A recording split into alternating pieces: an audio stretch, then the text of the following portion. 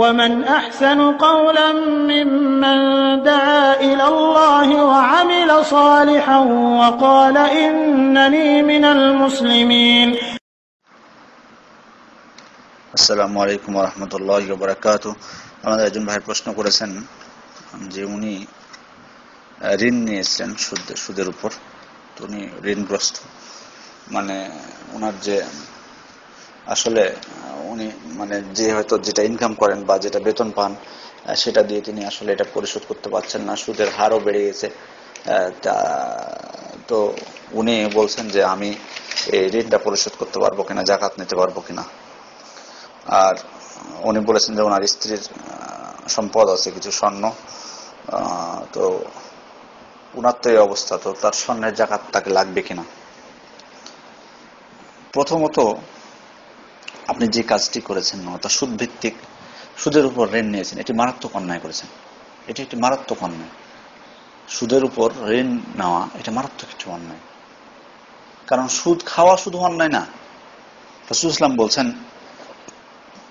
মুসলিম শরীফের 1598 নম্বর হাদিস, লাআনা রাসূলুল্লাহ সাল্লাল্লাহু আলাইহি ওয়াসাল্লাম আকিলার রিবা ওয়া মুকিলাহু ওয়া কাতিবাহু ওয়া শাহিদাহি ওয়া ক্বাল হুম সাওয়া।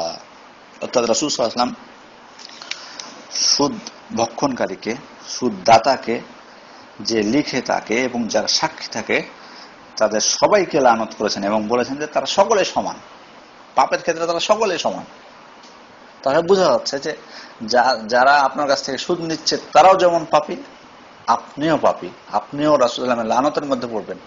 সুতরাং এটা মহা অন্যায় করেছেন আপনি এই সুদের উপর ঋণ নিয়ে, এটি আপনাকে মনে রাখতে হবে। এবার আসি যে এই অবস্থায় আপনি যে পড়ে গেছেন, এখন আপনাকে যাকাত দিয়ে আপনাকে উদ্ধার করা যাবে কিনা।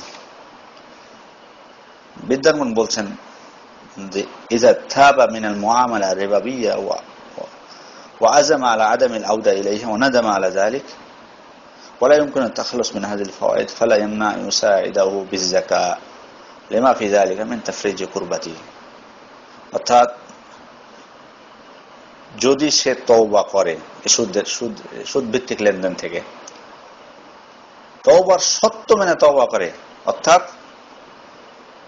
সে দৃঢ় প্রতিজ্ঞা করে যে আর কখনোই সে সুদ ভিত্তিক লেনদেন করবে না, এবং সে মানে অনুতপ্ত হয় তার যে সুদ ভিত্তিক লেনদেন করেছে তার জন্য, এবং সে যদি আসলে উদ্ধার মানে না পায়, অর্থাৎ এই বিপদের মধ্যে পড়ে থাকে, তাহলে সমস্যা নেই, কেউ তাকে যাকাতের পয়সা দিয়ে সহযোগিতা করতে পারে, এটা সমস্যা নেই, কারণ এটা হলো তাকে বিপদ থেকে উদ্ধার করা। রাসূলুল্লাহ সাল্লাল্লাহু আলাইহি ওয়াসাল্লাম বলেছেন, মান ফাররাজা আন মুসলিমিন কুরবাতান ফাররাজাল্লাহু আনহু কুরবাতান মিন কুরবাতি ইয়াউমিল কিয়ামা। অর্থাৎ যে ব্যক্তি কোনো মুসলিম ভাইয়ের বিপদ থেকে তাকে উদ্ধার করবে, কোনো মুসলিম ভাইকে, আল্লাহ তাআলা কিয়ামতের দিন তাকে তার বিপদ থেকে উদ্ধার করবেন। তাহলে বোঝা যাচ্ছে যে এখানে শেখ ইবনে উসাইমিন বলছেন, ইযা তাবা আতাইনাহু ওয়া ইল্লা লাম নুতি।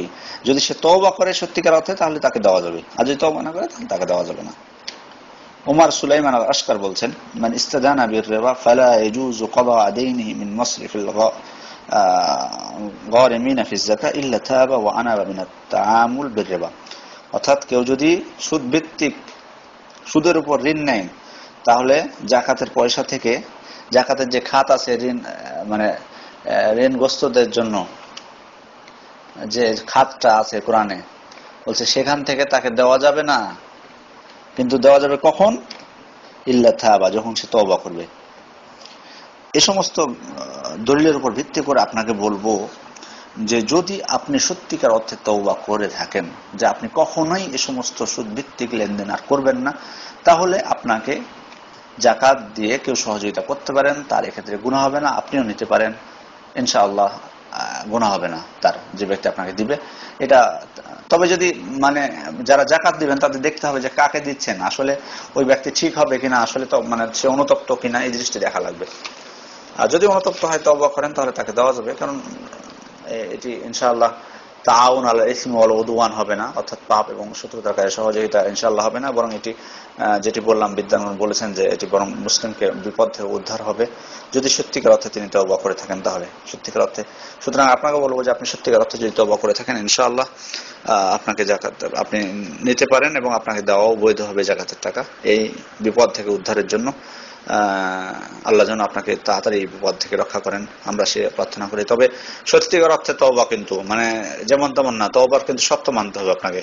যে প্রতিজ্ঞা করবেন যে আর কখনো ফিরবেন না, আর এই লেনদেন করবেন না, সুদ ভিত্তিক অনুতপ্ত হতে হবে এবং আল্লাহর জন্য আপনাকে ছাড়তে হবে এগুলো। এবং এই যে কাজটা করেছেন এটার প্রতি আপনার ঘৃণা সৃষ্টি হতে হবে, এটার প্রতি ঘৃণা সৃষ্টি করতে হবে আপনাকে। তো যাই হোক, আর আপনি যেটা বলেছেন আপনার স্ত্রীর সম্পদের যাকাত আপনাকে দিতে হবে না, আপনি কেন দেবেন? আপনার স্ত্রীর যদি সম্পদ থাকে আপনার স্ত্রী সেটা থেকে যাকাত দিবে, আপনার স্ত্রী সেটা থেকে যাকাত দিবে। আপনার স্ত্রীর যদি সম্পদ স্বর্ণ বা রূপা বা টাকা যদি থাকে এবং তার নিসব পরিমাণ হয় তাহলে তিনি যাকাত দিবেন, আপনি কেন যাকাত দিবেন? আপনাকে দিতে হবে না, আপনি দিতে বাধ্য না।